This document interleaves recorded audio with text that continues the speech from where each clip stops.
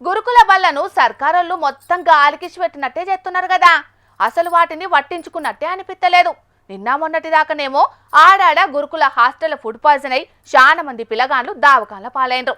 ఇంకొన్ని జాగలనేమో ఎలుకలు దోమలతోని మస్తుగా అవస్థలు పడుతున్నారు. ఇక కొన్ని జాగలనైతే బాత్రూంలోకి పాములొచ్చి ఆడున్నోళ్లను మస్తు పరేషాన్ చేసిన ముచ్చట్లను సుతం బగ్గనే చూసినాం. ఇక ఇప్పుడేమో వానలు దంచి కొట్టే వరకు ఆడున్న వరద నీళ్లతోటి ఎట్లాగమైతున్నారు చూడుండ్రి. అగో గింతగానం నీళ్లు ఇండ్లకొచ్చినాయి అంటే గీదేదో నాల మీద కట్టిందో లేకపోతే చెర్ల కట్టుకున్న ఇల్లు కావచ్చని అనుకునేరు.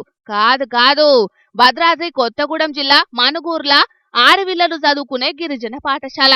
రాత్రిపూట 2 గంటలు వాన దంచికొట్టే వరకు నీళ్లు మొత్తం బల్లెకొచ్చినాయి. గిట్లా 2 గంటల వానకే గీతీరుగా బల్లెకు నీళ్ళొత్తే 2 రోజులు వాన పడితే ఈడున్నల పరిస్థితి ఏందన్నట్టు. ఇక బడి చుట్టూతనేమో వరద నీళ్లు, మీదికెంచి కురుస్తున్న వాన నీళ్లతోని మస్తు పరేషాన్ అయినరట ఆడున్న పిల్లగాళ్ళు.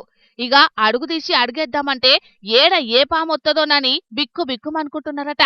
ఇక ఈ నీళ్లను చూసి ఎప్పుడు కూల్తాయో ఏందోనని ఎంబటే అండ్లున్న పిల్లగాళ్ళందర్నీ ఖాళీ చేపించి వానల్లే వేరే హాస్టల్ కు దోల్కపోయినరు టీచర్లు. మొత్తం 150 మంది మీదనే పిల్లలున్నారట గీ పాడుబడ్డ హాస్టల్ల. మరి హాస్టల్ల చదువుకునే పిల్లగాండ్లంటే సర్కారోళ్ళకి చిన్న చూపో లేకపోతే పేదోళ్ళంటేనే పట్టింపు లేనితనమో తెలియదు గాని ఎన్ని సర్కార్లు మారినా హాస్టళ్ల పరిస్థితి అయితే మారుతనే లేదు. తినే తిండి కాడ్నుంచి యాది చూసినా ఒక్కటి సక్కగుండది.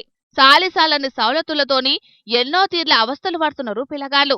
పేరు గొప్ప ఊరు దిబ్బ అన్నట్టున్నది తెలంగాణలున్న గురుకుల బల్ల పరిస్థితి. పేదోళ్ల కోసం గురుకుల బల్లెను తీసుకొచ్చినామని సర్కారోళ్ళు గొప్పలు చెప్పుకుండడే గాని అందులుండే పిల్లగాళ్ళు పడుతున్న తిప్పలను అర్చుకున్నటోళ్ళైతే లేరని మస్తుగా గరమైతున్నారు గీ ముచ్చట చూసిన చాలా మంది పబ్లిక్. అంతేగదనోళ్ళ, గదేదో సినిమాల పిల్లగాండ్లకు ఓటు హక్కు లేదు కాబట్టి వాళ్ళను సర్కారోళ్ళు పట్టించుకుంటలేరన్నట్టు హాస్టల్ చదువుకునే పిల్లగాండ్లందరూ మైనర్లే కాబట్టి వాళ్ళను పట్టించుకోవాల్సిన అక్కర్లేదనుకుంటున్నారు కావచ్చని అనబట్టిండ్రు ఇంకొందరు గీ ముచ్చట ఎరికైన పబ్లిక్.